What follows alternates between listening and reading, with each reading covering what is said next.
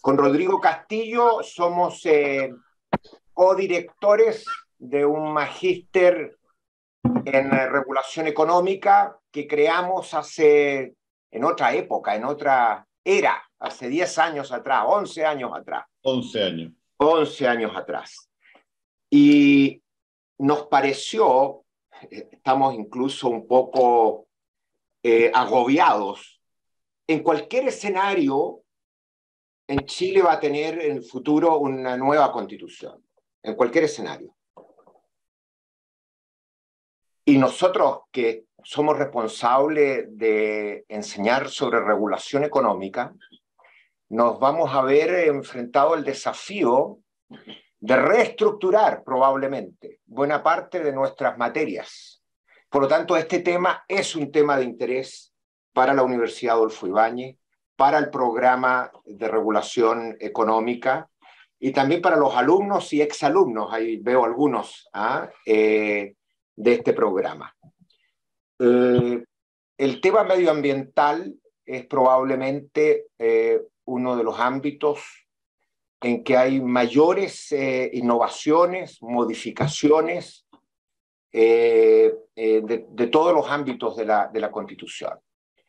Y obviamente, como esto de alguna manera impacta todas las actividades de la sociedad, también a las futuras generaciones, por supuesto, es un tema de enorme relevancia, desde la perspectiva de los derechos, desde la perspectiva de la calidad de vida de los habitantes. Y cuando hablamos de sustentable, en el concepto de las Naciones Unidas de sustentabilidad, de la posibilidad que las futuras generaciones puedan gozar de aquellos bienes naturales que nosotros tuvimos la oportunidad de gozar. Pero esto tiene implicancias económicas. No existe, como decimos algunos economistas, un free lunch. No existe. Hay trade-off. Hay, de alguna manera, elementos que pueden impactar actividad económica, etc. De eso queremos discutir. Y que va a impactar también la forma en que se regula, que es el tema que nos interesa a nosotros desde el punto de vista académico y desde el punto de vista docente. Así es que le paso la palabra a nuestro codirector del Magíster de Regulación Económica, a don Rodrigo Castillo. Muchas gracias, Eduardo.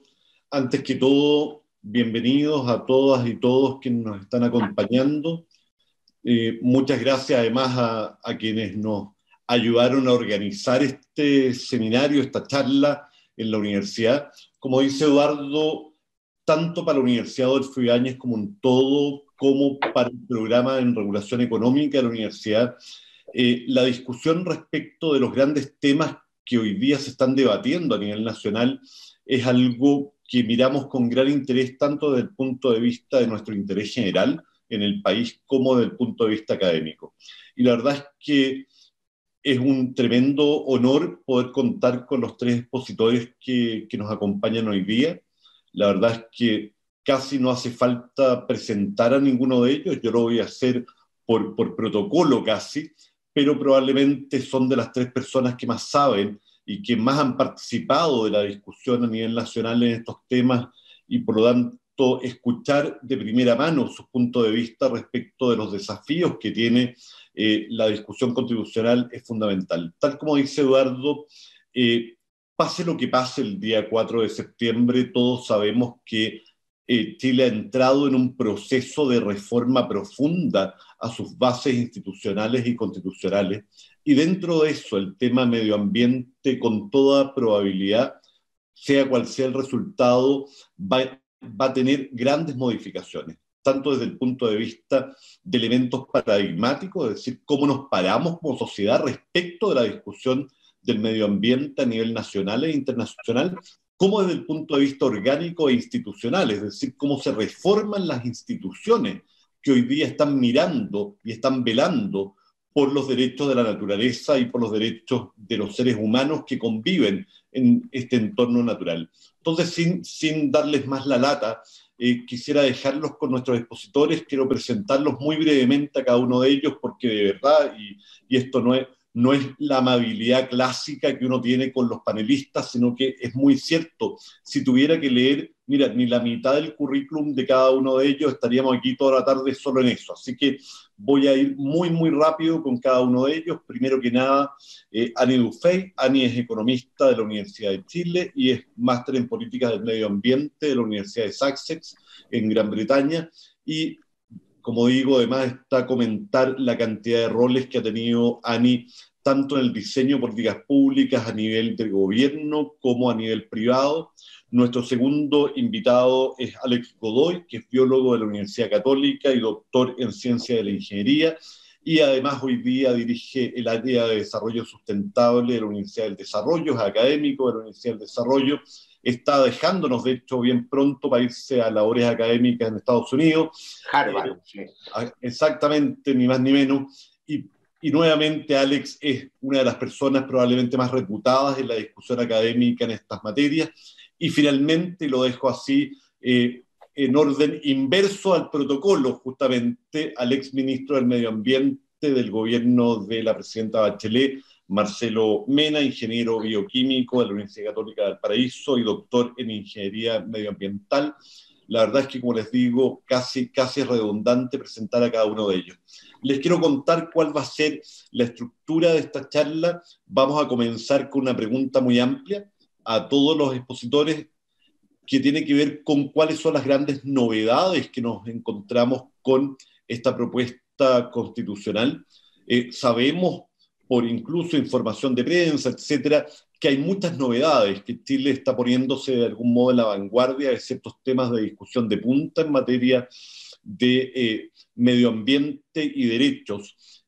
Por lo tanto, vamos a partir con esa pregunta: ¿cuáles son las grandes novedades? ¿Cuáles son los grandes temas en esta propuesta constitucional? Vamos a comenzar con Marcelo Mena, quien tiene además preparada una muy breve presentación. La presentación no es breve, él lo va a hacer breve. Y luego vamos a seguir con Annie Dufay y finalmente con Alex Godoy. Así que le dejo la palabra a Marcelo Mena. Muchas gracias, Marcelo. Sí, muchas gracias, Rodrigo. Entonces voy a ir rápidamente. En el fondo, el momento de que se empezó a hablar de una nueva constitución, quería comentar de que rápidamente varias ex autoridades nos pusimos a conversar de qué elementos debería tener una nueva constitución en temas ambientales. Hicimos un ciclo de conversaciones con la Fundación Chile 21, en donde llegamos a una propuesta de un decálogo del Constituyente Verde que hablaba justamente de no tratar de tener una lista de derechos ni sin pensar en cómo se distribuía el poder, y eso tiene que ver con una conversación que articuló otro grupo de Constitución Verde, que trajo al presidente de la Convención Constituyente de Ecuador, en donde dijo que cuidado con eso, cuidado que ese fue nuestro error, porque en el fondo, si tú no cambias la matriz productiva, si no cambias cómo se toman las decisiones, cómo se financian, simplemente una lista de derechos, y en el fondo, y es verdad, Ecuador no ha cambiado radicalmente su forma de producir desde entonces, porque en el fondo no se cambió la forma de distribuir las decisiones. Entonces voy a hablar brevemente de algunos de estos. Primero que todo, el principio de justicia ambiental, que aparece ya en el artículo 128, y que junta varios otros. Habla del principio de progresividad, es decir, que las normas tienen que ser avanzadas siempre, precautorio ante el desconocimiento, es importante ser preventivo. También el principio de solidaridad intergeneracional, que es fundamental, y también el principio de quien daña el medio ambiente también lo repare. Entonces eso aparece en algunos artículos. El principio de equidad intergeneracional, que es muy importante porque tiene que ver con ponderar los derechos de los que hoy día están frente a los que vienen.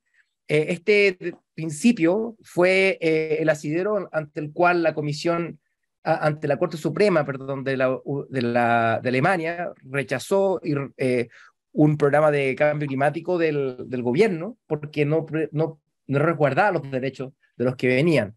Y también, bueno, me ha tocado conversar, por ejemplo, con Nicolás Aguirre, el exministro de Hacienda, que también este principio de equidad intrageneracional e intergeneracional también tiene que ver con responsabilidad fiscal.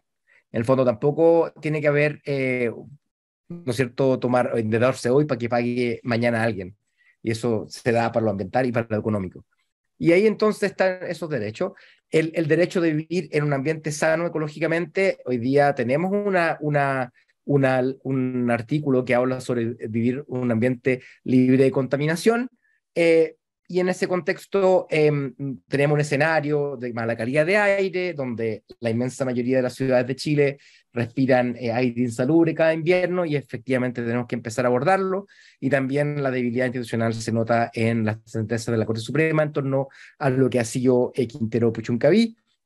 Hay 2 artículos: toda persona tiene derecho a vivir en un ambiente sano, ecológicamente equilibrado, y segundo, toda persona tiene derecho al aire limpio durante su ciclo de vida. Eso en particular fue impulsado por la Fundación Horizonte Ciudadano, y un trabajo que también hacemos con la PUCB para calidad de aire. Y hoy día hay un hito porque la Asamblea General de Naciones Unidas también vota en forma sin votos en contra, básicamente, declarar el acceso a un ambiente libre y sano como un derecho humano universal.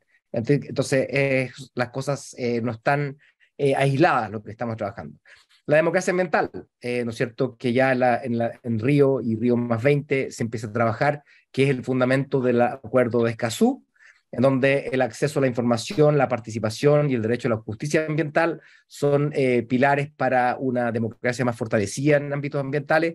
Y aparece entonces, antes de que estuviera vigente el acuerdo de Escazú, empezar a tramitarse esta idea de que hay que tener acceso a la justicia ambiental, el derecho a la democracia ambiental, el derecho a participación informada y el derecho a la información ambiental. Esos son temas que son esenciales, y en el fondo en casi todo el mundo hemos visto que el verdadero cambio se da cuando hay un reconocimiento de un problema. En China se empieza a medir la calidad de aire, se empieza a abordar, en India pasa lo mismo y en Chile también. En el año 2012 se empieza a develar el problema ambiental que tenemos en cuanto a la calidad de aire, y a partir de entonces empiezan las acciones. Y por tanto no puede ser potestad de un gobierno que quiera ser transparente o no, sino que es un derecho continuo de transparencia que tenemos que promover. El tema del Estado plurinacional tiene que ver con, bueno, ahí no va a profundizar mucho, ya se va a hablar, me imagino, en detalle bastante.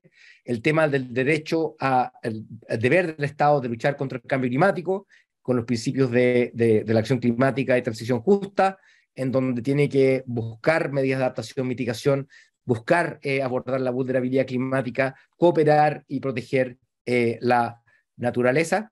También eso en un contexto de progresividad, justicia ambiental, responsabilidad intergeneracional, entre otros, que también se repite del artículo 1. El tema de una sociedad diversa. Los objetivos de desarrollo sustentable también hablan de la importancia de equidad de género. Y en este contexto, evidentemente, también el derecho de que se declare una democracia inclusiva paritaria, que se reconozcan distintos trabajos y también la responsabilidad de género, la diversidad sexual, entre otras cosas, son fundamentales para una mejor democracia hacia adelante. El deber del Estado de proteger a las personas y de todas las personas, de proteger la biodiversidad. Nos encontramos con que la naturaleza tiene derecho a que se respete, que se proteja su existencia, que se regenere, que el Estado tiene que regenerar, tiene que promover, cuidar, y debe garantizar y promover los derechos de la naturaleza. Me imagino que conversaremos en eso, pero también entra en la definición de bienes comunes naturales, donde se tienen que proteger mar territorial, fondo marino, playas, entre otros lados, áreas protegidas, bosques nativos, subsuelo, y lo que declare la ley. También habla de lo que estos son inapropiables: el agua, el aire, el mar territorial, las playas, y al ser inapropiables, el deber del Estado es poder administrarlo en forma equitativa. Y también habla de autorizaciones administrativas para su uso, que pueden ser revocables, caducas, de acuerdo a lo que determina la ley. Y en particular también habla de algunos ecosistemas específicos que tienen que cuidarse, como el caso de humedales por su rol en el ciclo hídrico, los bosques nativos y suelo, y también tiene que ver con la integridad de los ecosistemas, sus funciones, procesos y conectividad hídrica. Voy a hablar brevemente del hecho de que también un país sustentable es un país descentralizado. Chile cumple con la mala posición del cuadrante de bajo gasto público y alta centralización que la OCDE identifica como una barrera al desarrollo, y en ese contexto también un territorio resiliente también requiere de financiamiento y poder descentralizado en ese contexto. Y bueno, hay temas como el derecho a la ciudad, planificación y deberes de centraleza. Y finalmente, el tema del agua, en donde el derecho de acceso al agua, saneamiento, aparece, y también proteger los glaciares y su rol en el ciclo hídrico, reconociendo que, por ejemplo, los glaciares aportan a casi 70% del agua en sequía en la zona central, y eso, por lo tanto, tiene que tener un trato especial, y por lo tanto habla de proteger el agua, su estado, y privilegiará, priorizará el derecho humano al agua, saneamiento, equilibrio ecosistema, muy a la línea con las recomendaciones de la OECD el año 2016, en donde se establece que haya una priorización. Finalmente, también habla de los bienes comunes naturales y inapropiables nuevamente, y cómo se determinan hacia adelante su uso, que tiene que ver con ese capítulo entero de bienes comunes naturales. Entonces, en definitiva, nosotros trabajamos con un grupo de académicos distinto en el contexto de Flaxo, se llama Academia Recicla la Política, y en ese contexto también se preparan insumos para la labor de los constituyentes. Pero en nuestro juicio, por lo menos de los que han trabajado más intensamente en este trabajo, efectivamente se refleja en el texto constitucional el decálogo en particular, y por lo tanto brinda, en mi juicio, las herramientas que requiere el Estado de Chile para enfrentar las crisis del siglo XXI, y por tanto esta es la primera constitución, en mi opinión, que está armada para enfrentar la crisis climática, hídrica y de biodiversidad que enfrentamos, que son barreras para el desarrollo de largo plazo del país. Muchas gracias. Muchas gracias, Marcelo. La verdad es que daría para, olvídate, cada uno de los temas que has mencionado daría para muchísimos comentarios. Solo para hacer una breve resumen, brevísimo. La actual Constitución tiene 51 artículos dedicados al medio ambiente versus un artículo que tenía la actual Constitución, con lo cual ustedes pueden imaginar la cantidad de temas nuevos que surgen, desde el hecho de consagrar derechos a la naturaleza previamente tal, hasta temas de bienes inapropiables y a temas institucionales y orgánicos. Le quiero dar la palabra a Annie Dufay para que sigamos con esta muy interesante conversación. Gracias, Rodrigo, y gracias a todos por la organización de este espacio. Es difícil dar una opinión después de la excelente presentación de Marcelo, que nos dio un análisis bien detallado de todo lo que hay ahí. Así que yo quisiera relevar algunos puntos. Tal como tú dices, Rodrigo, evidentemente desde el ámbito ambiental, es una constitución novedosa, tiene muchas cosas que no existía en la que teníamos nosotros. Primero, ¿no es cierto?, esta visión integral, ¿no es cierto?, que pasa antes de, ¿no es cierto?, de vivir en un medio ambiente libre de contaminación, a una amplia, no solo del medio ambiente, sino como el ser humano, la sociedad, se inserta en la naturaleza. O sea, pasa de una visión bastante antropocéntrica hacia una ecocéntrica centrada en la naturaleza, y de acuerdo a principios que, si bien son conocidos por nosotros, como los mencionó Marcelo, los principios de progresividad, precautorio, preventivo, justicia ambiental, solidaridad intergeneracional, o sea, con visión de largo plazo, etcétera, etcétera, que ya estaban en algunas leyes, como la Ley Marco Cambio Climático. Al elevarlos al rango constitucional, uno esperaría, ¿no es cierto?, que tengan un enfoque y un impacto mucho más ordenador. Y recalca también la importancia de cuidar la naturaleza y de los bienes comunes naturales, que son, ¿no es cierto?, todo lo que es la protección y la regeneración de los mismos, que es conservación y protección de cabeceras, de cuenca hidrográfica, reforestación, cuidado de los bosques, etcétera. Y esto que es una visión que busca, ¿no es cierto?, entendiendo que la sociedad depende de los ecosistemas, depende de la naturaleza, ¿no es cierto?, y que la naturaleza es la que nos entrega funciones para que el ser humano se pueda desarrollar en ella, y por lo tanto debe conocer, reconocer y buscar respetar los límites de la naturaleza. Esto es muy relevante para un modelo de desarrollo como el que tiene un país como Chile, que su desarrollo se basa en los recursos naturales. Entonces, vivir en armonía con la tasa de regeneración de estos recursos naturales es crucial para poder, ¿no es cierto?, seguir existiendo en el largo plazo. Esto además va muy en línea con el reciente informe Dasgupta sobre economía de la biodiversidad que ha dado harto que hablar y que fue hecho a pedido del Tesoro británico, del Ministerio de Hacienda del Reino Unido, y que presenta, es un gran informe, son, no sé, 600 páginas, pero en el fondo son 3 grandes argumentos los que presenta. El primero, que es ver a la naturaleza como un activo, ¿no es cierto? Como un activo, como las personas y el capital producido son activos, la naturaleza también lo es, pero es un activo en el cual se invierte muy poco. Y que porque invertimos poco en la naturaleza, se nos están agotando los ecosistemas vitales, especialmente, ¿no es cierto?, los bosques, ¿no es cierto?, que en algunos casos ya están al borde del colapso. Y esto conlleva riesgos importantes para los países. Entonces, también revela esta importancia del Estado de preservar estos bienes comunes naturales, con visión de largo plazo. Y aquí también el reconocimiento de la crisis climática, ¿no es cierto?, que era un problema que no estaba, no era evidente hace 30 años, si bien sí para los científicos, pero no para la población y menos a nivel de las políticas públicas, es también un avance muy importante y que además, ¿no es cierto?, está formulado muy alineado con la recientemente promulgada Ley de Cambio Climático. Y aquí también es muy importante recalcar que la emergencia climática está estrechamente ligada con la crisis de biodiversidad, ¿no es cierto?, y también con la crisis social. El cambio climático es un amplificador de riesgo, es un amplificador de vulnerabilidades y atentan contra la cohesión social, y dada la desigualdad estructural que enfrentamos en Chile, afecta mucho más desproporcionadamente a los más vulnerables. Entonces, debemos acordarnos de por qué estamos aquí y estamos en esta discusión sobre una nueva constitución por el estallido social, justamente, por esa percepción de desigualdad, entre otras cosas.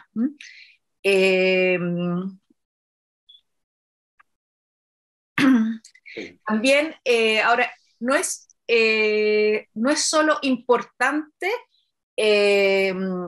decir, ¿no es cierto?, establecer la importancia del cambio climático y que es deber del Estado adoptar acciones de prevención, adaptación y mitigación de los riesgos, vulnerabilidad y efectos provocados por la crisis climática.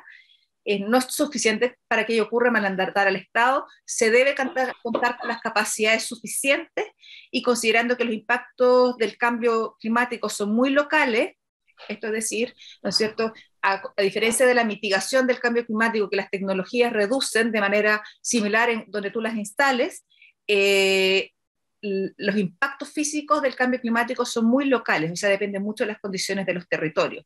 Entonces se requiere contar con gobiernos locales fuertes para que puedan efectivamente hacerse cargo de fortalecer la resiliencia climática. Y aquí es donde, a lo mejor, no necesariamente el capítulo ambiental, pero sí en otros capítulos del borrador, especialmente lo que estaba en las propuestas de descentralización, de regionalización y participación ciudadana, emergen como importantes, ¿no es cierto?, en la medida que, ¿no es cierto?, que se haga con la debida responsabilidad fiscal.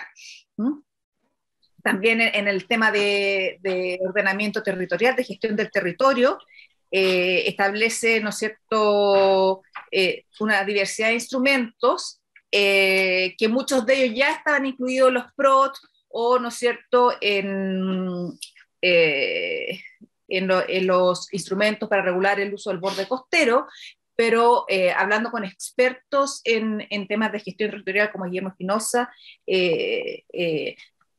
concluimos que en realidad, nuevamente, al colocarlos dentro de la Constitución y elevarlos al rango constitucional, pueden, ¿no es cierto?, permitir comenzar a ordenar estos diversos instrumentos que existen en políticas y planes y que muchas veces no comulgan entre sí.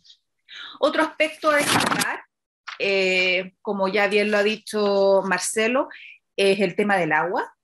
que donde se prioriza el consumo humano, y es una gran deuda pendiente, yo creo que éramos el único país del mundo cuya constitución no priorizaba el agua para consumo humano, ¿no es cierto?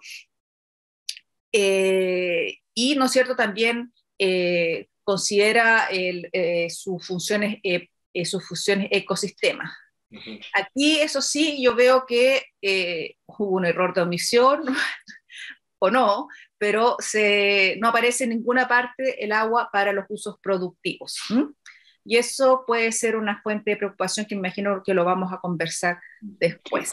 O sea, muy importante primero preservar el consumo humano, ¿no es cierto?, el funcionamiento de los ecosistemas, pero también hay otros usos que vienen después y que tienen que darse. Y también aquí, bueno, todo el tema de otorgamiento de estas autorizaciones, etcétera. Me imagino que hacer una pregunta para después, pero aquí hay un tema.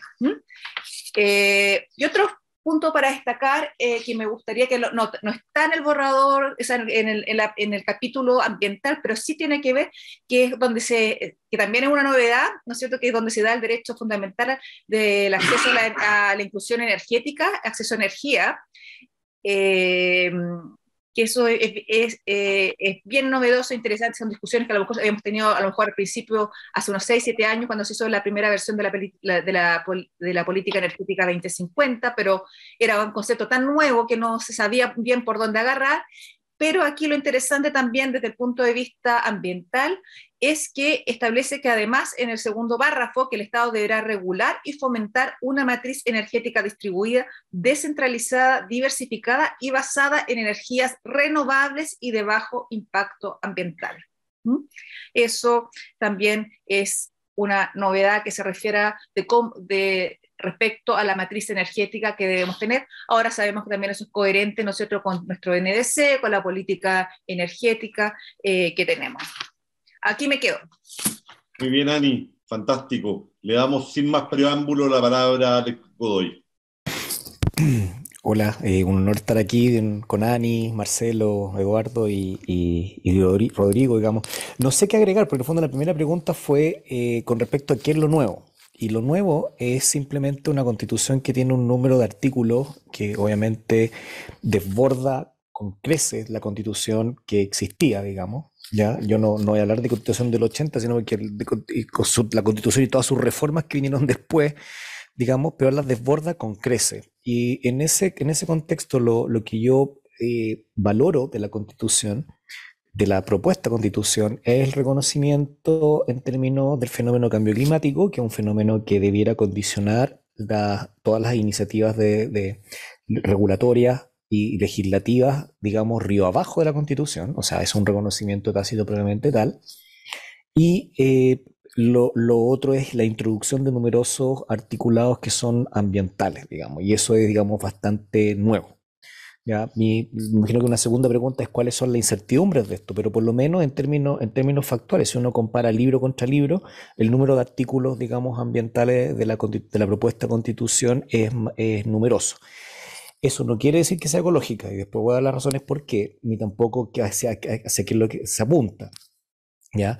Pero por lo menos es una constitución que presenta, y para mí la mejor novedad es la novedad de cambio climático. Y creo que eso es un punto que tiene esta constitución, esta propuesta, que yo creo que no se puede volver atrás, independiente si se aprueba o se rechaza, es algo que debiera quedar para todos los marcos regulatorios que queden para el futuro, ¿ya? Porque es un sentido de realidad. Y el sentido de realidad es que Chile es un país vulnerable al cambio climático, y eso está en esta nueva constitución. Que, ojo, digamos, también corren con los tiempos, digamos, modernos, de que ya nadie puede negarlo. Hasta ahí, estupendo. Perdón. Quiero darle la palabra a Eduardo, que tiene preparadas algunas preguntas que son bastante más al detalle, y que pudiera además, Eduardo, hacer una breve introducción a estas preguntas, porque es lo que además permite enmarcar la conversación que estamos teniendo en el tema más amplio respecto de lo que nosotros hacemos en la universidad, que es regulación económica. Sí, muchas gracias, Rodrigo. Estás apagado tú. Ahí sí. Ahí sí. Claro, nos preocupa la regulación económica porque efectivamente, si tú dejas el mercado solo, en muchos ámbitos en que hay fallas del mercado, vamos a terminar en una situación de bienestar social degradada, peor. Y es por eso que desde muchas décadas se viene trabajando, ¿no es cierto?, el desarrollo de mecanismos de regulación, y uno de los ámbitos en que se enmarca la regulación o cuál es el tipo de imperfección es lo que conocemos como las externalidades ambientales, ya sea de carácter local y aquellas que tienen que ver con el cambio climático, que son de carácter global. Se habla de la tragedia de los comunes, el tema del cambio climático y los límites para acumular CO2 en la atmósfera es una tragedia de los comunes a nivel global. Ahora, también nos interesa a nosotros que cuando vemos la regulación, esto permita el desarrollo de actividad económica con responsabilidad ambiental, sin duda, y con un concepto de sustentabilidad en el sentido de no poner en peligro el goce de las futuras generaciones, de lo que estas generaciones pudieron satisfacerse. Y en ese contexto, esta constitución propuesta tiene una serie de planteamientos, y yo coincido con Alex que lo más interesante tiene que ver con el cambio climático, el concepto de no regresión, es muy importante porque puede haber un cambio, ¿no es cierto?, de gobierno y que decida desconocer los NDC, es decir, los acuerdos que en la conferencia de las partes Chile ha adquirido. Con esta constitución propuesta eso no sería factible. No obstante, hay una serie de temas, cuando uno entra en el detalle, que especialmente a los economistas, pero también a los abogados preocupados de los temas regulatorios, nos generan preocupación. Y podemos partir quizás por el último tema que planteó Annie Dufay, que es el tema de los recursos hídricos.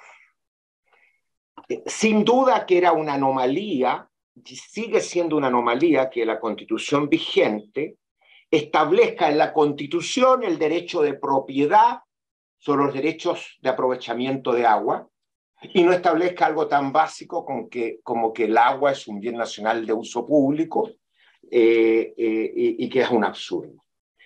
Pero en la propuesta constitucional se plantea que el recurso agua en todos sus estados, está dentro de los recursos naturales comunes que son no apropiables, no comerciables, y por lo tanto, al entrar en vigencia eventualmente la nueva Constitución, se extinguen automáticamente todos los derechos de aprovechamiento. Y lo que señalaba Annie, está muy bien que la Constitución propuesta se preocupe del derecho humano fundamental al agua y el saneamiento, y que establezca además la preocupación por los temas ambientales. De hecho, el Código de Agua, antes de que se reformara, prácticamente impedía reservar recursos hídricos para propósitos ambientales, porque había que pagar por los derechos no utilizados. Entonces, si uno quería proteger el medio ambiente, costaba.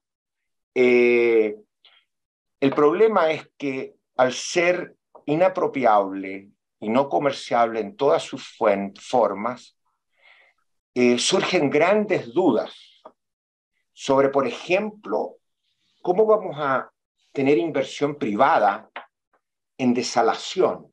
Hay muchas empresas que están invirtiendo en enormes cantidades de dinero en la zona de Antofagasta, por ejemplo, simplemente para satisfacer un derecho básico de la población, que es derecho al agua potable limpia. Si uno interpreta razonablemente, lo que estaría proponiendo la Constitución es que no se puede comercializar, es decir, no se puede armar ningún negocio. Entonces, ¿qué estamos diciendo? Que los miles de millones de dólares que hay que invertir, porque el cambio climático hay que adaptarse significa que los tiene que poner el Estado a través de recursos de la nación, que tampoco podría cobrar por ello. ¿Qué pasa en un país como el nuestro, en que el tema del cambio climático nos lleva a una sequía que va a ser consuetudinaria? Y estamos en el ámbito productivo, ya sacamos los derechos del medio ambiente y de las personas, salen del mercado, quedan protegidos por el Estado.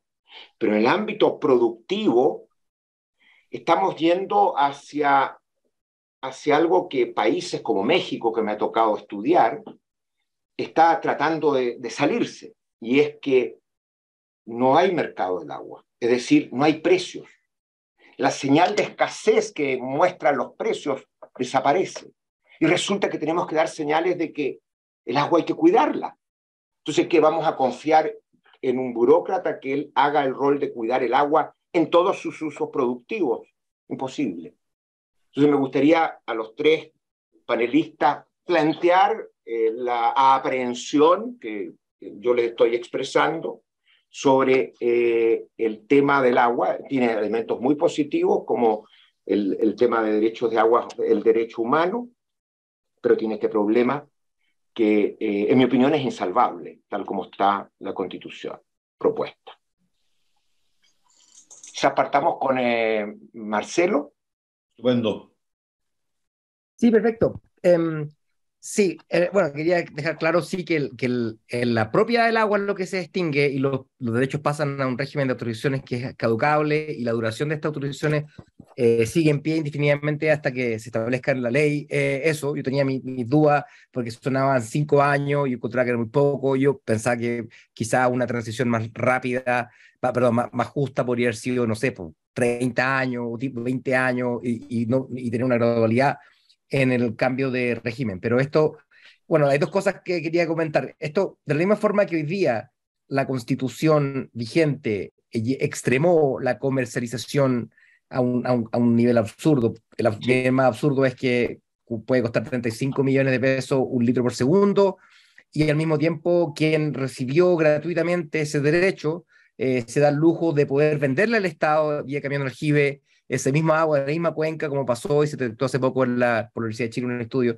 Entonces, en el fondo, yo no quiero justificar, porque mis críticas con respecto al proceso constituyente ha sido que la revancha no es la revancha es hacer lo opuesto, en el sentido de que si fuiste excluido, no excluir en forma recíproca, sino que realmente construir una casa de todo que permita que coexistan distintos tipos de regímenes, que termine democráticamente la ley. Pero, dicho eso, se optó por lo actual. Evidentemente, las cosas más extremistas con respecto, por ejemplo, determinar si es que no podían haber sanitarias privadas y otras cosas quedaron fuera, gracias a Dios, y enhorabuena, porque no tenía nada que ver con lo que uno estaba pensando, porque justamente se quería imponer un tipo de ideología versus otra, y un tipo de modelo de desarrollo versus otro. Y esta Marcelo, pero Marcelo, cuando tú sacas agua de mar que está dentro de estos bienes comunes, sí, y la desalas, la cambias de estado, pero como la Constitución propuesta dice, en todos sus estados es inapropiable y no comerciable. Sí. ¿Qué haces con eso? No. Entonces, en el fondo, y en ese contexto está la segunda pregunta. Hoy día 80% de la población cree que o hay que rechazar para reformar o aprobar para reformar. Estos son los tipos de cosas que tienen que modificarse, en el sentido de que también, porque al contrario, el régimen que uno pensaría que es más razonable es que hubiera un cobro por el uso del agua competitivo, ¿no es cierto? Pero el tema es que acá pasamos de una ideología a otra, en el sentido de que antes se llamaba concesión y ahora se llama autorización, porque decir concesión casi es como un garabato para algunas personas, y en el fondo, pero es lo mismo, ¿no es cierto? Un derecho extinguible, transitorio del Estado para llevar a cabo el usufructo de un bien común natural. Entonces, ese tipo de reforma yo creo que tiene sentido, porque ese mismo cobro permitiría financiar, por ejemplo, obras de infraestructura. Tú viste obras públicas, hay un déficit de 500 millones de dólares al año en agua potable rural para poder financiar eso. Al contrario, yo habría creado una empresa estatal de agua potable rural, porque si es que falta un un tema sanitario de verdad, que falta una empresa que no está haciendo, es que es el tema rural en particular, porque las sanitarias hasta ahora han hecho una labor que es bastante positiva, y si es que ha tenido alguna falencia, más bien tiene que ver con el Estado, que ha sido incapaz de regularlo de la fuerza que podría hacerlo, pero por otro lado, es mucho mejor que el resto de los regímenes. Pero solamente quería hacer un último punto de partida. El punto de partida, ¿cuál es más legítimo? ¿No es cierto? O nos quedamos con la actual y partir de cero, o podemos modificar esta. En mi posición hay que modificar esta, tiene un origen más legítimo. Hace poco estuve con Ricardo Raza, el profesor de Derecho y ex subsecretario de Medio Ambiente, Energía y Minería, y justamente me decía, oye, ¿cómo es posible que se privilegie, no, está el derecho humano al agua y los ecosistemas, y no se privilegie el consumo humano? Se me olvidó decirle en ese momento, pero haber dicho, ahora tampoco. Ahora ni siquiera el consumo humano se privilegia. Yo he conversado con ejecutivos de SVAL, de Aguas del Valle, que comentan que absurdamente en ciudades como Limarí se consume toda el agua y no, a pesar de que está conectado a 2 embalses, no llega ni una gota de agua. Entonces, quienes llevaron hay un péndulo, Sí. este péndulo, y creo que la respuesta no fue óptima, se puede mejorar, pero sin duda es mejor el punto de partida actual que el que tenemos hoy día. O sea, Okay. la propuesta... Gracias, Marcelo. Ani y después Alex. Estupendo. Bueno, cortito, porque estoy muy de acuerdo con lo que se ha conversado. Lo habíamos conversado antes, Eduardo. Primero que todo, ante escenarios que todas las proyecciones indican que la mega sequía que tenemos en Chile solamente se va a prolongar en el tiempo, y que se elimine el precio como señal de escasez es aberrante. El tema de que no se pueda comercializar también, ¿no es cierto? Tú ya lo mencionaste, por ejemplo, el tema de la desalación, que es una de nuestras principales alternativas para la adaptación al cambio climático. Es como dispararnos, por un lado ya abordamos la crisis climática, pero por otro lado nos estamos disparando en los pies. También el tema del hidrógeno verde también es discutible si es que efectivamente se va a poder, ya que uno de los principales insumos que utiliza es agua. Pero eso no es agua, el hidrógeno verde no es agua, en Bueno, ningún estado, en ningún estado. Es debatible. No me mate el hidrógeno verde, pues, Ani. Es debatible. Es debatible. Entonces, efectivamente, y también desde el punto de vista institucional, que se cree una agencia de agua, eso es un aspecto positivo y bien descentralizada, ¿no es cierto?, con presencia de los territorios como agente técnico. Eso es algo bueno, es algo que una de las grandes recomendaciones que salió de los años de trabajo de escenarios hídricos, ¿no es cierto?, que ha sido, pero también, ¿no es cierto?, que estas autorizaciones de uso no se sepa bajo qué criterios se van a entregar también. También uno dice, bueno, puede haber, ¿no es cierto?, ciertas arbitrariedades. Ahora, efectivamente, ¿es mejor que lo que había antes? Posiblemente sí. Sí. Alex. ¿Alguien tiene, parece? Alguien tiene abierto su micrófono. Déjeme ubicarlo, yo voy a tratar de silenciarlo. Alex, ¿qué opinas tú? Alex. Alex acaba de decir que su hija tuvo un pequeño accidente y que ya vuelve. Ah, ok. Ok, entonces vamos a rellenar mientras llega Alex. Sí, a propósito, alguien mencionaba del público que no se estableció que esta agencia fuera autónoma. Efectivamente, hay muchos estudios sobre recursos hídricos. Me acuerdo de un estudio muy importante que hizo el Banco Mundial, y una de las grandes deficiencias que tiene nuestro sistema es el fraccionamiento institucional que existe. Hay más de 50 instituciones que tienen que ver, públicas, ¿no?, con los temas de recursos hídricos, y efectivamente es necesario una consolidación. Ahora, el tema central, tú lo mencionaste, Ani, a mí me tocó estudiar un poco la situación de México, y me encontré con sorpresas muy, muy desafortunadas. México tiene Conagua, que es una corporación nacional que administra los recursos hídricos y que tiene un esquema en cada cuenca o en megacuencas con consejos de participación ciudadana. Y lo que me sorprendió muchísimo, y hay varios estudios en esta materia, es que hay una alta concentración de los recursos de agua en grandes hacendados, y que los derechos de las comunidades, de los pequeños, no están adecuadamente cautelados. Entonces uno se pregunta, ¿qué pasó? Bueno, lo que ocurre es que como es una autoridad regional o por cuenca la que asigna, al final los que tienen más recursos fueron capaces de cooptar a la autoridad y pudieron así concentrar los recursos. Y eso es muy complicado. Entonces, el que el Estado simplemente a través de una entidad no autónoma asigne no es garantía de que efectivamente vamos a tener una mejor distribución.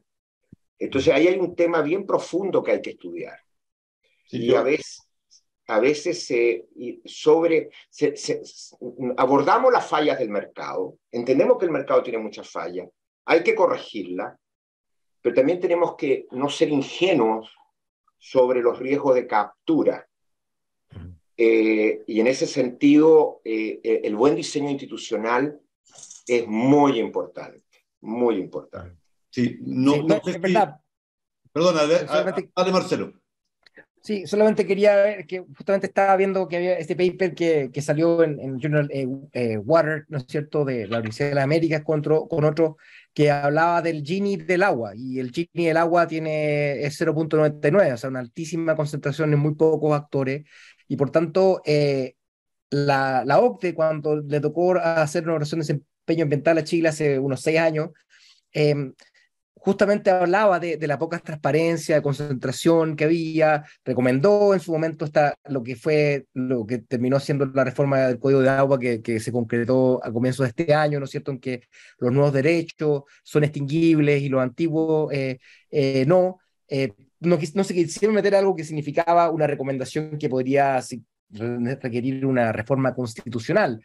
Pero hoy día, o sea, esta agencia del agua quien ha seguido el tema tiene la huella dactilar de la Fundación Chile, escenarios hídricos, desde todo escenario, lo vienen proponiendo hace mucho tiempo.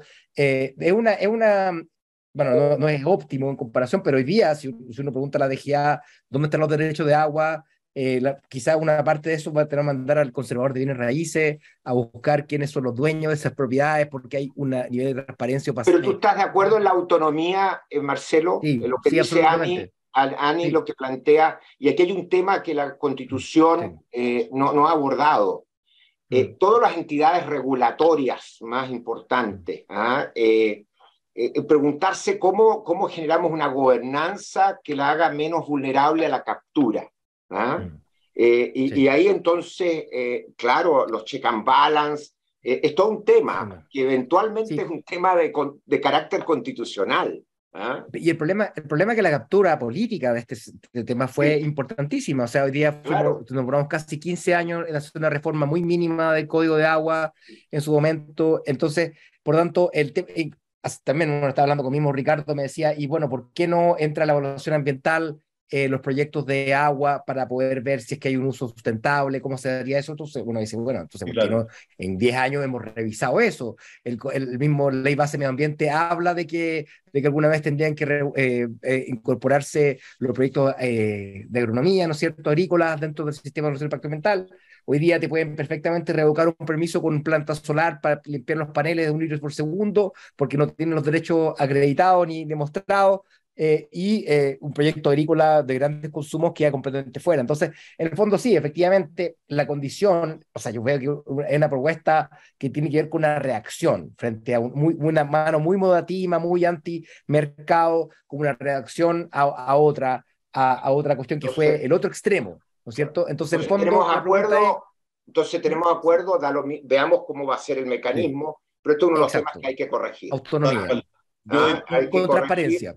Sí, y el tema de accountability, la rendición de cuentas, todos esos temas de buen diseño institucional son temas fundamentales que pueden ser abordados en las leyes. No obstante, uno quisiera que las autonomías probablemente sean de carácter constitucional. Sí. Si uno quiere crear instituciones Debe ser eso. relativamente autónomas que sean de carácter constitucional. Entonces, tenemos dos reformas. Una que dice no son, ¿cómo se llama? No son comerciables o inapropiables. Le quitamos esa palabra y le sumamos autónomo y tenemos una coraza de gestión de hídrica harto más avanzado de lo que tenemos hasta ahora. Sí. Perfecto. Oye, Déjame, yo tenía otro tema. ¿Alex volvió o no? eso te iba a preguntar. No lo veo. No, parece que Alex todavía no está. Déjenme solo antes de devolverle la palabra. No, dale tú. He monopolizado mucho yo. No, Dale al tú. contrario, al contrario. Solo antes de devolverle la palabra a Eduardo, y que está íntimamente relacionado con lo que estamos conversando. Miren, voy a intentar hacer una caricatura. Venimos de un mundo, de una actual constitución que permitía, y esto es una caricatura, de verdad, no lo tomen literal, pero permitía que un bien común, un bien respecto del cual nadie había invertido un solo centavo, ni creatividad, ni ingenio, se lo apropiara gratuitamente y una vez apropiado pudiera usarlo a destajo en desmedro de otros usos y por sobre todo en desmedro del uso doméstico o humano. Ese es el mundo del que venimos. Es una caricatura porque no es exactamente así y habían regulaciones, pero la caricatura. Y vamos hacia un segundo mundo en el cual lo que tenemos es un bien totalmente común, inapropiable, al cual le hemos quitado el precio y cuyo destino está entregado a un organismo no autónomo que está sujeto a todos los elementos que la literatura establece como peligrosos desde el punto de vista de las posibilidades de captura. Ambos mundos son malos mundos. Y por lo tanto, tal como han dicho tanto Eduardo como Marcelo, cualquier cosa debería estar al medio. Y haciéndonos cargo de algo que es bastante acreditado en la literatura, y es que la manera como establecemos la apropiabilidad o no apropiabilidad y la manera de atribuir derechos o no atribuir derechos respecto de bienes comunes es algo que requiere un enorme cuidado, porque las posibilidades que tenemos de, por un lado, generar una escasez artificial de ese bien por la vía de atribuirlo incorrectamente, o por la otra, permitirle a terceros que puedan especular con los derechos de uso de esos bienes, o tercero, la posibilidad de que cuando esto queda como un régimen totalmente público y no autónomo, el que podamos caer en problemas de captura del regulador son muy, muy importantes. Dado que Alex ha llegado, yo quisiera darle la oportunidad de que pudiera referirse a este tema, al tema de los recursos hídricos, pero tal vez también más ampliamente a este tema genérico en la propuesta constitucional de recursos comunes e inapropiables. Bueno, primero que nada, disculpen, tuve una emergencia familiar, pero me fui con la pregunta pensando.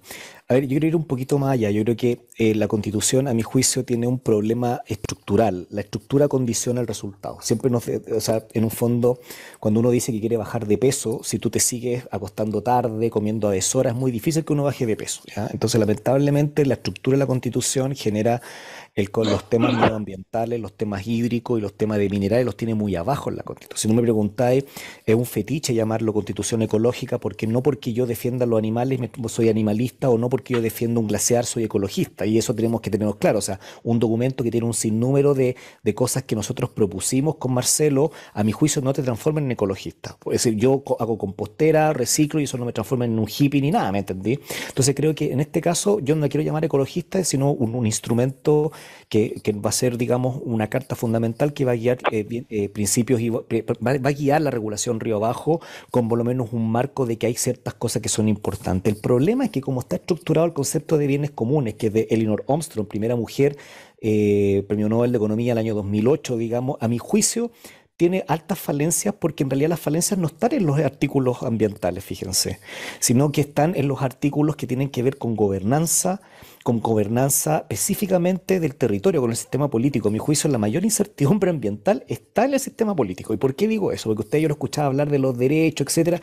Esta cuestión es más simple. Digamos, los bienes comunes implican una gobernanza que en este caso a nosotros se nos va a ser muy difícil dado el articulado del sistema político. Por ejemplo, ¿qué pasa si un ecosistema tiene, por ejemplo, un avance territorial de más de 2 regiones con estructuras de gobierno distintas? O sea, pensemos Antofagasta y la primera región de Tarapacá, digamos, pueden tener un proyecto que involucre 2 regiones, por ejemplo, con 2 sistemas de gobernanza distintos, con pueblos originarios distintos y además pensando en una gobernanza de bienes comunes, como lo dijo el Lord Armstrong, digamos, ¿me entiendes? O sea, creo que lamentablemente el concepto, a pesar de que es muy bonito y muy bien que haya entrado el concepto de los bienes comunes, si eso no queda bien entramado, supongamos que se aprueba la Constitución el 5, que empecemos nosotros a pensar en cómo eso de bienes comunes le hacemos un sentido con el sistema político, o estamos condenados al fracaso o estamos condenados a tener una letra muerta en la Constitución y decir definitivamente esto no se puede arreglar.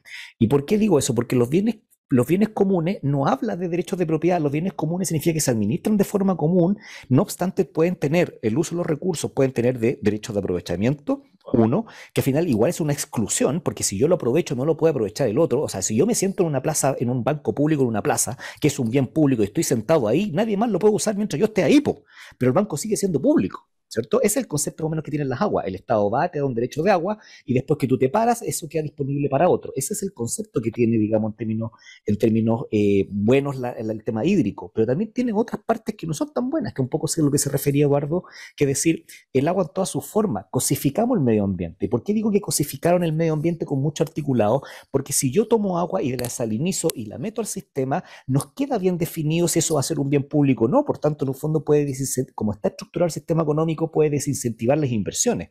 ¿A qué quiero decir eso? Que yo creo que hubo más bien reivindicaciones puntuales en vez de dar las grandes líneas. A mí me hubiese gustado en el artículo 1 de la Constitución, el 1, ¿ya? Que todo ciudadano en Chile tenga el derecho al desarrollo sostenible. Y con eso le damos un marco al desarrollo de sustentabilidad social, sustentabilidad económica y sustentabilidad ambiental. Y después de sustentabilidad ambiental, lo primero es salvaguardar nuestros ecosistemas. Los otros ecosistemas van a cambiar de aquí al año 2070 a 2100, porque son sistemas dinámicos, que además tenemos que las emisiones no se han curvado, que la sequía se está aumentando hacia el sur y por tanto los ecosistemas van a cambiar. Por lo tanto, lo primero es la protección en su ecosistema y la biodiversidad en todos sus niveles. Hay gente que me dice, no, si está en el artículo 34, en el 38, da lo mismo que esté abajo, no está como un principio regulador de que Chile debe proteger su ecosistema. Y segundo, que le da un rol al Estado que es muy superior al rol que tiene hoy día. Eso hay que entenderlo. ¿Y por qué digo esto? Porque hemos achicado tanto el Estado, que el Estado yo creo que no va a tener las capacidades de ser el fiscalizador de tanta cosa que le hemos dado, el rol del Estado, y eso pasa porque no hemos llenado de derechos y no hay pocos acápites que digan en Chile todo ciudadano chileno, entidad del Estado de Chile, tiene el deber de proteger su ecosistema. Fíjate que si hubiésemos puesto frases de ese tipo, y menos cantinfleras, ¿me entendió, no? De decir, en Chile toda persona tiene el deber de proteger sus ecosistemas, como el primer artículo con el cual se desprenden todos los demás, no estaríamos discutiendo nada más. Entonces, en ese sentido yo concuerdo con Marcelo, nosotros tenemos una estructura, un sistema económico extractivista que lamentablemente tiene serios impactos ambientales y que lamentablemente, yo soy de la tendencia, hago el disclosure acá, yo creo que la mejor herramienta y política ambiental es una buena política industrial. Si no hubiésemos, nosotros queremos cambiar nuestro sistema de producción, como bien dice Marcelo, a sistema de producción distinto y menos extractivista, tenemos que pensar de que eso tiene que condecirse con el concepto de bienes comunes, etcétera. No hay que leer la Constitución por artículo, eso es como leer es comerse una sopa de letras por las letritas, ¿me entendió, no? Hay que entender a la Constitución en su conjunto, porque yo creo que en realidad, a pesar de que encuentro que no quedó mal la parte de recursos naturales, creo que le falta el hilo común del relato del desarrollo sostenible, de ecosistemas, de biodiversidad en todas sus formas, para poder manejar variables genéticas, no genéticas, la propiedad del derecho genético de nosotros, digamos, etcétera.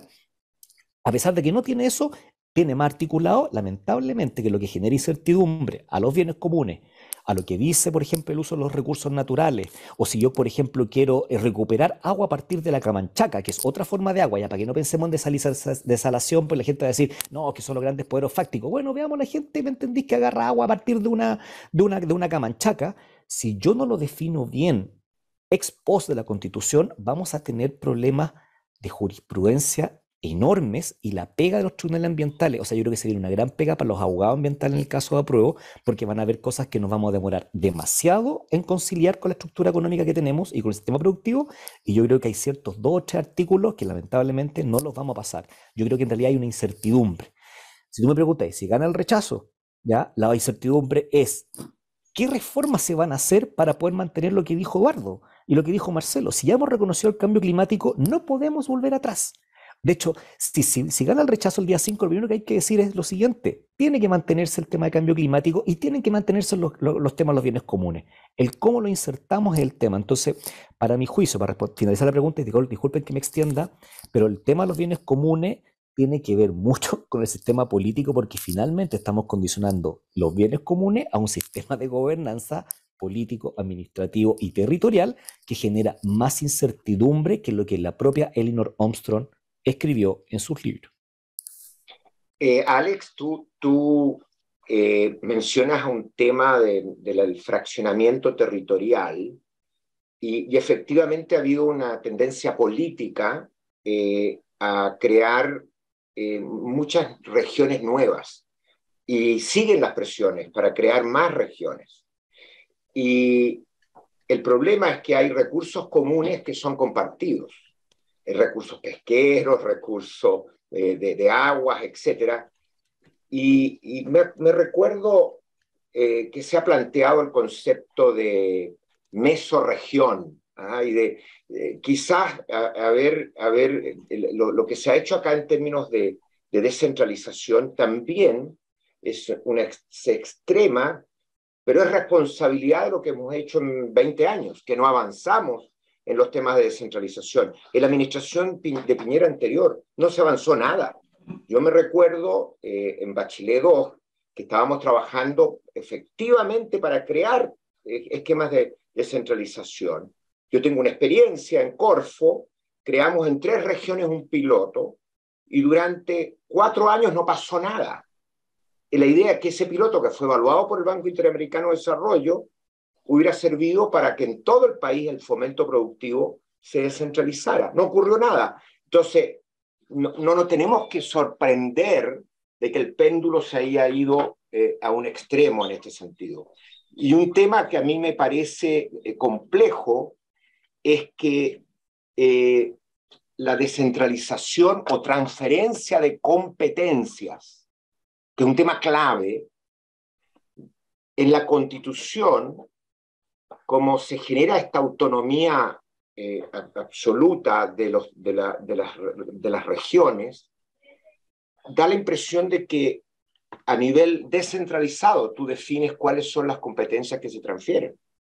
Y no es un proceso de evaluación entre el nivel central y el nivel descentralizado, donde tiene que haber una lógica económica, una lógica política, cultural, etc.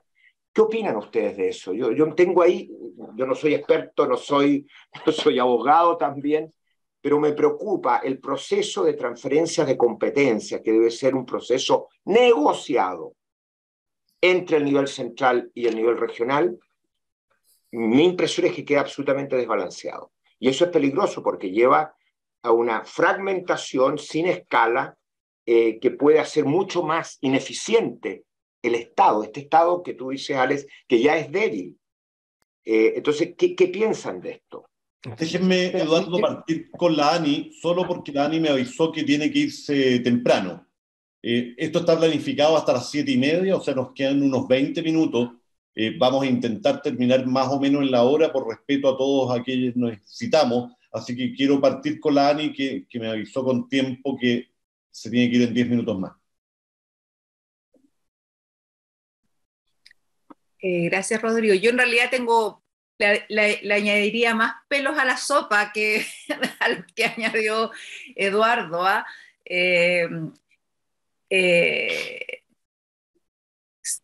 Está claro que hay que avanzar hacia la descentralización, pero esto quedó, como bien dicen, al otro lado del péndulo. Entonces asusta cómo se van a administrar, cómo se van a financiar, el tema que ellos se puedan endeudar.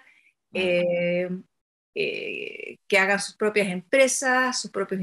Entonces, efectivamente, son demasiadas cosas que acarrean mucha incertidumbre. Ahora, al mismo tiempo se establecen desde otro ámbito como la unidad geográfica, la unidad como unitaria a nivel territorial, a nivel de cuenca. Y eso significa que que entre distintas regiones o entes territoriales autónomos se van a tener que organizar aquellos que están, ¿no es cierto?, en torno a una misma cuenca. Eso, ¿cómo conversa con esto otro? Yo no tengo ninguna claridad. Y la transferencia de competencia es la autoridad regional que define qué competencias quiere, sin que el nivel central tenga la posibilidad de decir, mira, esto no tiene sentido. Tengo mi duda. Está bien que el agua potable rural tiene que ser descentralizada, no cabe ninguna duda. Que lo haga el MOP a nivel nacional es una barbaridad. Pero hay otros ámbitos en que no es obvio qué es lo que tiene que estar a nivel descentralizado y qué es lo que tiene... O sea, piensa tú, estoy pensando, y aquí yo creo que Marcelo, porque él estuvo donde las papas quemaban, digamos, cuando fue ministro y tiene más experiencia que nosotros. Piensa lo siguiente, piensa que cuando un proyecto está en una sola región, resolvía la Seremi, ¿cierto? Regional. Cuando un proyecto abarcaba más de una región, la regional es que era la central. Entonces, con esta parcialización del poder o fragmentación del poder en términos de gobiernos autónomos, que pueden pensar completamente distinto, porque hoy día todos estamos pensando que somos de un mismo lado, pero estamos pensando en que nos sale un Bolsonaro en la segunda región que quiere explotar todo el litio, todos los salares, porque allá está el PIB. Hagamos una caricatura, porque hay que extremar el argumento para poder hacer el test ácido de la Constitución. Hay que cuidar el agua ahí, por favor. Entonces, y hay que cuidar el agua todo. Entonces llega eso, y por ejemplo la pregunta es, ¿cómo eso comulga hoy día con lo recién que hemos peleado durante años contra, digamos, Escazú, en el cual, por ejemplo, tenemos que tener la participación de todos, y yo, por ejemplo, que estoy en Santiago, que no vivo en Iquique, Antofagasta, necesito participar en esa participación ciudadana porque me encuentro que es relevante a nivel nacional? ¿Cómo Escazú, que hemos peleado esto, empieza a comulgar ahora con esta fragmentación del poder en el cual vamos a tener 2 o 3 gobiernos, y que Marcelo vivió como ministro y con su experiencia de tener que incluso ahí negociar políticamente o tener que vivir proyectos que fueron bastante emblemáticos? Por ejemplo, ¿cómo se resolvería un Dominga o un Hidroaicén con la fragmentación que tenemos? ¿Qué pasa si Hidroaicén, en la región de Aysén habrían dicho, por ejemplo, mira, nosotros necesitamos esto porque es el proyecto Alumisa, más controversial, que era un proyecto de aluminio, decir, no, pues nosotros queremos el proyecto de aluminio acá porque va a generar trabajo, etcétera. Recordemos que el proyecto Alumisa se cayó porque el presidente Lagos salió y dio una conferencia de prensa que él dijo que bajo su administración no se iba a poner en riesgo la industria salmonera, no sé si recuerdan.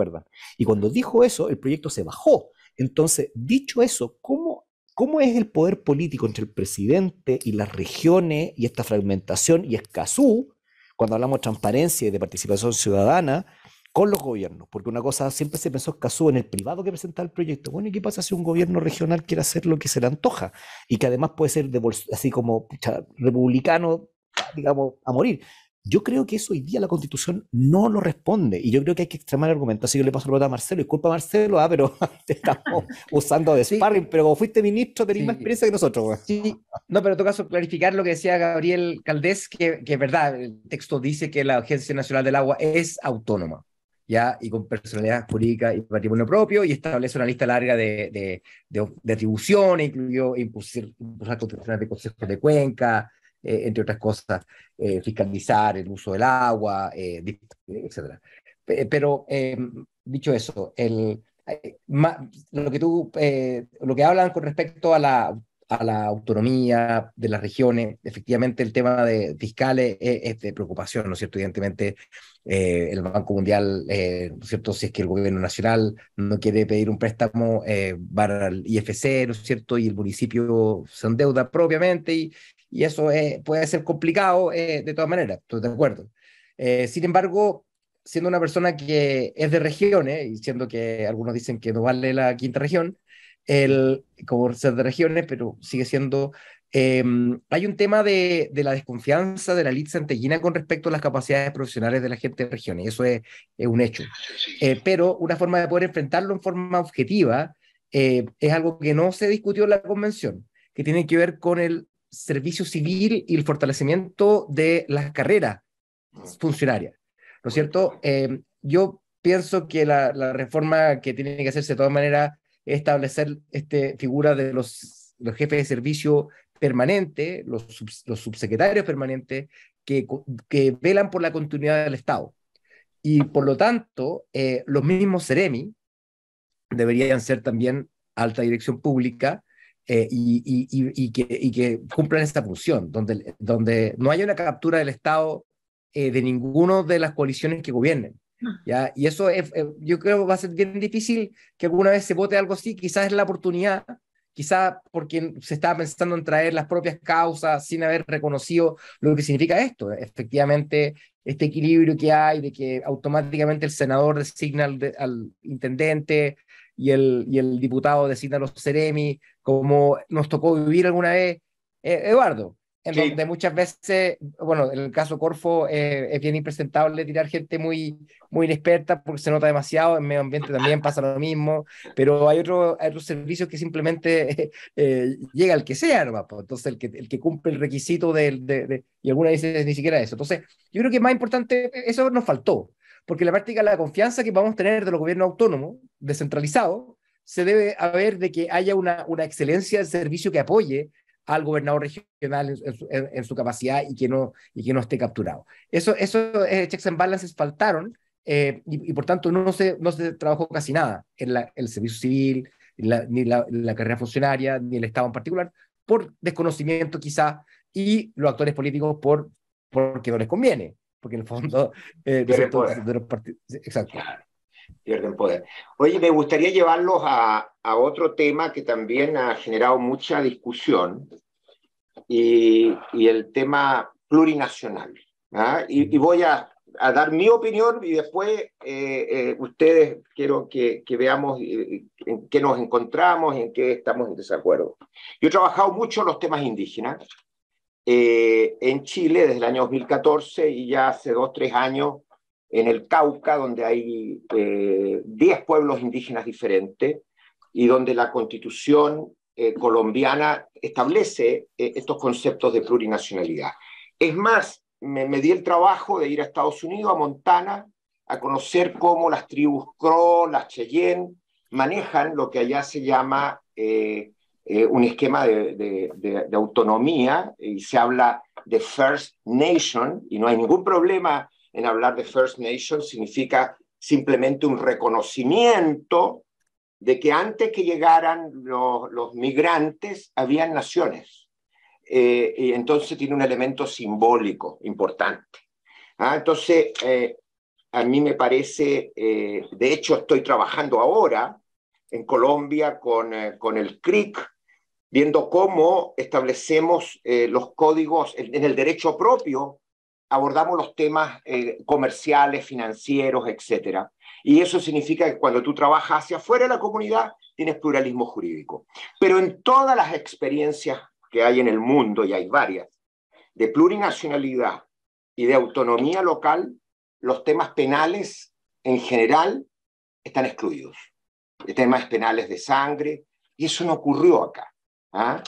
Se da una potestad final a la Corte Suprema, pero ahí se genera un área compleja. El segundo tema que a mí me complica es el tema de la extensión del 169, de la OIT. El 169 efectivamente establece el consentimiento previo, libre e informado. Es más, a mí me tocó hacer un programa con el BID para apoyar proyectos indígenas, empresariales, y partíamos con esta premisa: consentimiento previo, libre e informado. En el 169, ese concepto está restringido a temas muy fundamentales, como por ejemplo la relocalización de la comunidad. En eso tiene veto a la comunidad. Pero tal como quedó la Constitución, quedó súper ambigua, súper ambigua. Temas que afecten a la comunidad o a las comunidades. Entonces, que tienen veto prácticamente para cualquier proyecto. Es más, yo creo que el tremendo conflicto que tenemos hoy día desde Arauco extendiéndose hasta los lagos, si avanzamos en este concepto de plurinacionalidad y de autonomía, pero no extremando el 169. Recordemos, hay solo 24 países que lo han aprobado y en buena hora Chile lo hizo, pero irse a un extremo, estamos generando una situación extremadamente complicada. Y el problema es que aquellos que estamos a favor de la plurinacionalidad y de la autonomía local y que los cabildos indígenas sean tratados como verdaderas municipalidades y que tengan recursos, etcétera, al meter lo otro nos arruina la convicción de que hay que avanzar en el tema de la plurinacionalidad. Dejo este tema para que ustedes lo comenten. Quizás partamos por Alex. Sí, la Ani ya nos dejó, así que nos quedamos con Marcelo y Alex. Mira, yo no, al contrario, yo apoyo la plurinacionalidad porque creo que otros países lo han hecho, digamos, ya en Nueva Zelanda lo han resuelto de forma distinta. Ojo, en Estados Unidos se les da como una reserva y tienen una visión distinta a los pueblos originarios. El tema es cómo se va a resolver en Chile. Yo creo que esa es otra fuente de incertidumbre. Una de las cosas que me ha tocado aprender y desaprender, digamos, es el concepto de la cosmovisión de los pueblos. Y te lo digo a alguien que es de Iquique y que nosotros ya tenemos los atacameños, digamos, en el norte, y de hecho funcionan bastante bien. De hecho, tienen granjas solares y de recuperación de agua, digamos, ¿ya? Yo creo que esa cosmovisión de los pueblos del norte es muy distinta a los pueblos que nosotros tenemos en la Araucanía. Entonces, la incertidumbre que está, a mi juicio, es cómo va a haber, cómo estos tribunales, los tribunales, digamos, o la jurisprudencia, o los jueces, digamos, de estos casos, va a resolver caso a caso y pueblo a pueblo, porque los pueblos originarios no son uno, son hartos y tienen distinta cosmovisión del mundo. Es cosa que ustedes vayan al norte, los que vivimos allá, digamos, en el norte tienen distinta visión. Y creo que, por ejemplo, ¿dónde se va a rayar? Ponte tú criterios, estos son dudas para quienes van a tener ese problema, criterios, por ejemplo, con respecto a los recursos propios o no. ¿Dónde eran los límites de esta First Nation en Chile, estas primeras naciones en Chile? O sea, vamos a pensar de que del pueblo, digamos, mapuche, digamos, es de hacia el sur, digamos, y los pueblos del norte otra injerencia. O sea, vamos a tener incluso dentro de los mismos tribunales y jurisprudencia en términos de los pueblos originarios una diferencia de visión localizada por macrozona. Son cosas que son preguntas que yo creo que se van a responder una vez que se apruebe la Constitución. Porque en el caso que se rechazo, digamos, eso se pierde, digamos. Pero en el caso que se apruebe es cómo compatibilizamos la cosmovisión de cada uno de los pueblos con los ecosistemas, para partir. Hay pueblos que van a estar más allá de un ecosistema y pueden que tengan distintas visiones de esa cosmovisión de su propio ecosistema. Y cómo la jurisprudencia, mira, nada que ver, la cosmovisión más la jurisprudencia de cada región va a insertar o incluir esa visión. Entonces, yo creo que a ver, hay un libro que se llama Environmental Pendulum, que es con el péndulo ambiental. Creo que la Constitución lamentablemente fracciona demasiado el poder y al fraccionarlo demasiado, en vez de democratizarlo, lo deja ingobernable. Entonces, creo que vamos a tener que, si se aprueba la Constitución, eso es lo que hay que resolver, porque si se resuelve ese entramado, todo lo que hablamos río abajo se resuelve. Pero no sabemos cómo se va a resolver. Lamentablemente, yo veo que hoy día hay una discusión ciega entre dos bandos polarizados, 50 y 50, según la encuesta, que más que escucharse, fíjate, justifican sus propias visiones de mundo. Y eso me aterra mucho más, fíjate, que en ambos casos, gane quien gane el 4 del 5 de septiembre, vamos a tener dos visiones de mundo encontradas y no sé si son tan reconciliables. Y si tú me lo preguntas con la plurinacionalidad, ahí está el mejor ejemplo del test ácido de cómo configuramos una nación única o una nación fragmentada con inclusividad. Y yo creo que cómo se resuelve va a ser el problema. ¿Y el 169 extendido que quedó en la Constitución? ¿Cuál es tu opinión? Ya fue duro pasar el 169, creo que sí hemos sido innovadores, ojo, creo que ha ido más allá de lo que yo pensaba, digamos. El 169 fue algo que se conversó durante mucho tiempo. Creo que genera incertidumbre esa ampliación, como a otros conceptos como maritorio o conceptos que no se manejan. Creo que estamos siendo muy rupturistas y yo creo que hay que ser un poquito más conservador. Aquí sí me vuelvo más conservador. Solo un comentario a eso, Alex. Cuando uno mira la experiencia del 169, respecto a la cual ya tenemos algunos años de experiencia, uno lo que se pregunta es, fuimos innovadores, hicimos algo que ningún otro país minero en el mundo había hecho, eso es bien importante, ningún país minero en el mundo suscribió el 169. ¿Y cómo nos ha ido? ¿Ha sido bueno? ¿Tenemos más cercanía? ¿Hemos resuelto el problema? ¿Estamos más cerca de resolverlo? Es el tipo de preguntas que con ese ejemplo uno se puede hacer para proyectar hasta qué punto las declaraciones legales no necesariamente resuelven problemas reales. Hay una frase que me encanta. O sea, lo que yo he visto en la industria minera y trabajando con el Centro de Minerales Sustentables de Queensland, que los problemas de la minería sociales son otros. Mamá, no están enfocados a los pueblos originarios, están enfocados más bien a tema de glaciares, cosa que pensar de que Barrick cerró por haber pasado a llevar un glaciar, digamos, y no puede operar en Muy Chile, buen digamos, punto. ¿ya? Muy buen punto. Entonces, yo creo que los temas de la minería, digamos, no han sido esos. De hecho, yo creo que el problema de los pueblos originarios con la producción estaba más bien entre el sobrelapamiento entre nuestros pueblos ancestrales y la industria forestal, si no me preguntan, y Bueno, la industria además por un tema de ubicación geográfica. Exacto, y yo creo que hacer a partir de ese tema una connotación nacional es complejo, porque en el norte tenemos, por ejemplo, los pueblos que están en el altiplano, que han convivido sumamente bien. Yo creo que incluso ellos han carecido de apoyo, ellos necesitan más apoyo, fíjate, y son personas que han tenido granjas en el altiplano durante años, cerca del Silala, haciendo patria allá y reconociéndose como chilenos. Fíjate que yo creo que existe incluso una iniquidad en cómo hemos tratado a nuestros pueblos originarios, incluso a través del territorio. Ya te lo dice alguien del norte, yo soy de Iquique, ojo. Sí, Entonces creo el que Salar de Atacama es otra historia. Yo sí creo que ahí hay un problema y un conflicto ambiental que afecta a las formas tradicionales de vida, ¿ah? Y eso que sí. la sociedad chilena no ha sabido resolver bien, ¿ah?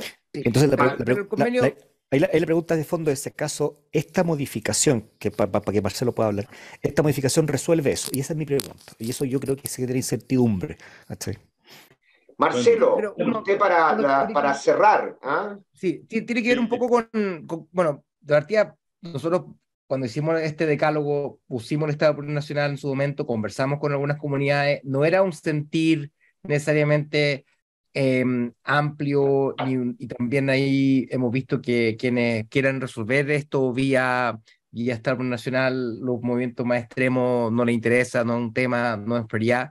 Y entonces, en este contexto, yo hubiera optado por algo un poco más simple, en el sentido de quedarnos en la OIT 169, que no tiene por sí solo ningún problema, pienso yo, porque No. en la práctica, con Eduardo, tú, Eduardo, pudiste llevar a cabo grandes proyectos en la región de la Araucanía, tiene que ver con cómo tú te paras, si tú partes tu Sí, gobierno con tanquetas en la Araucanía, no. el éxito potencial de Alfredo Moreno, como llevar a cabo consultas en esa zona, bajaba radicalmente.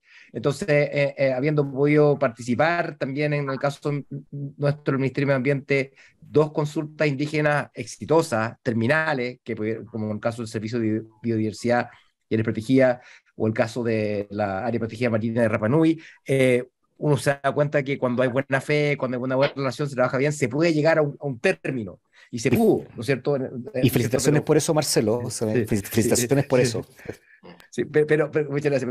Entonces, a lo que me habría gustado, entonces, que ese espíritu se mantuviera entendiendo que no es un poder de veto, sino que es el legítimo derecho de las comunidades que han sido postergadas de poder ser escuchadas como no lo fueron. Porque recordemos de cómo partió esto muchas veces. Ralco, comunidad indígena desplazada involuntariamente. El mismo Banco Mundial, entre otros, han cambiado sus formas de poder enfrentar proyectos de inversión donde ya el desplazamiento forzado está prohibido. O sea, nosotros con Ralco ayudamos a que hubiera salvaguardas ambientales en otros países porque fue tan extremo lo que se llevó. Violamos el No hace... 169, violamos el 169 en el caso de Ralco. Exactamente, y entonces eso quizás gatilla que tengamos el 169 desde entonces como tramitándose y en efecto hay una respuesta, pero en la discusión misma también, ya, es verdad, todo lo que ustedes describen es algo legítimo en cuanto a las dudas que pueden haber este consentimiento. Yo creo que el consentimiento en particular se extremó y se puede clarificar, según entiendo, en todo caso se aboca a cosas más territoriales que amplias y por tanto una modificación constitucional no requeriría una consulta indígena nacional, sino que más bien aquellos aspectos que tengan que ver con lo territorial. Entonces, en este contexto también yo creo que hay ciertas personas que han explorado un poco un dejo de racismo. Sí, también hablando de grupos privilegiados, cuando al contrario ha sido... hace poco tuiteé, de hecho, con respecto al mismo Papa que va a Canadá y pide perdón por los errores que cometió la Iglesia Católica y rápidamente dice, no, es que los indios de Canadá son distintos a los indios nuestros, con todo ese nivel del lenguaje. Entonces, convengamos que hay una cosa legítima entre el contenido real, que quizá se fue, versus una explotación un poco... Y de hecho yo creo que el talón de Aquiles de la Constitución propuesta es precisamente eso, porque permite explotar un sentimiento contradictorio, porque en el fondo gran parte de los chilenos tenemos, ¿no es cierto?, origen indígena. Yo hace poco tuve la suerte de poder hacerme un test y tengo un tercio mapuche y por tanto eso da cuenta de que no hemos mirado esto. Y como decía la columna de Matapala, citando el estudio de Iguales, hay apellidos en Chile que nunca han tenido un profesional y son todos mapuche. Entonces hay una población que ha sido postergada y por tanto es fundamental que haya un trato especial. Ahora, ¿hubiera extremado a cómo se llevó? Quizás no. Entonces nuevamente tiene que ver con cómo nace esto, quizás con el ánimo de revancha en vez de acoger a todo. Eso fue un error, pero como punto de partida parto diciendo que es mejor que lo actual. Y también, por cierto, es importante que sigamos informándonos. Nosotros mismos conversamos harto rato sobre la agencia que no era autónoma cuando lo era. A todos nos falta leer más el texto para poder, ¿no es cierto?, para poder tener una discusión. Ahora, yo pensaba que me iban a llegar mis 2 copias que me encargué por Mercado Libre de la Constitución, así que para mostrar una foto, para la próxima será la que muestro el texto entero.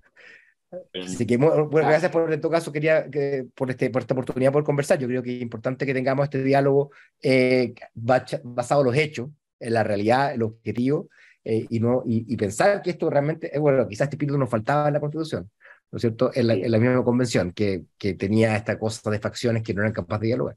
Sí, Marcelo, yo estoy convencido que el tema de la autonomía local es una herramienta fundamental para ir resolviendo un conflicto tremendo que tenemos. Yo sé que los sectores más extremos, incluso creo que al final se está mezclando una industria del conflicto, porque el robo de madera son $100 millones al año con reivindicaciones legítimas.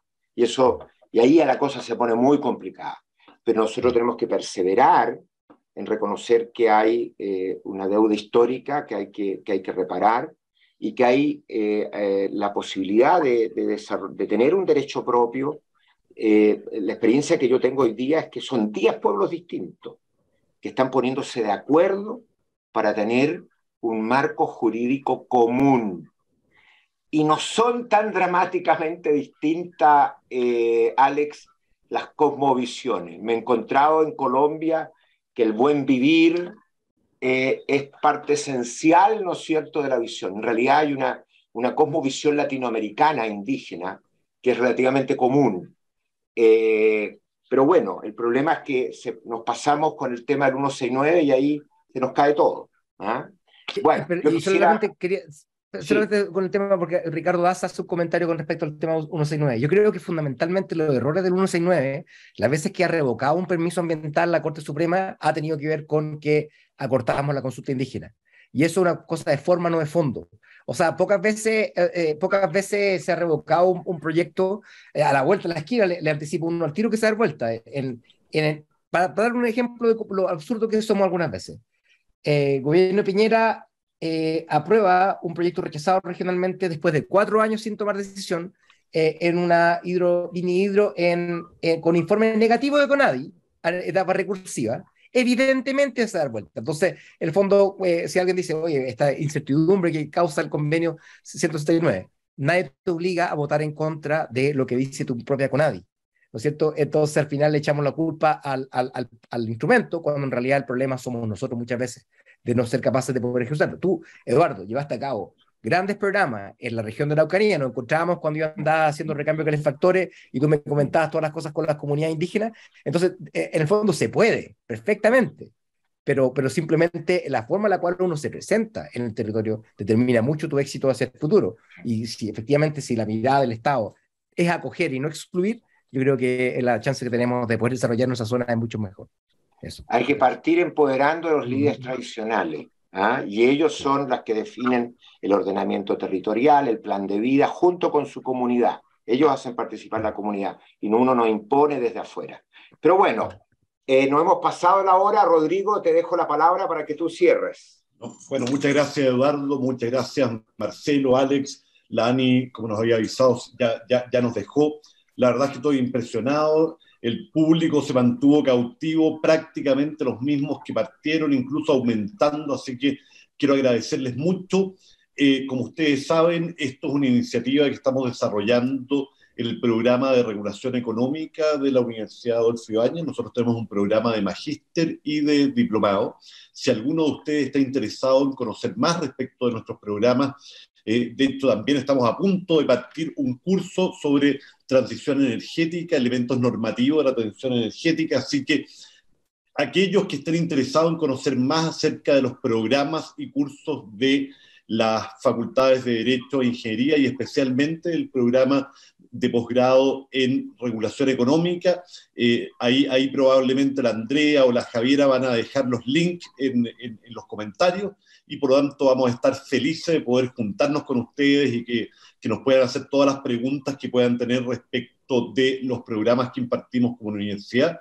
Quiero volver a agradecer a Carlota Fritz por haber estado además aquí durante toda la conferencia. Creo que todos nosotros lo hemos pasado muy, muy bien. Muchas gracias, Eduardo, una vez más, mi compadre aquí en este programa desde el inicio. De hecho, siempre lo cuento, Eduardo me trajo a la universidad, así que es como una especie de papá, de hermano mayor en estas lides.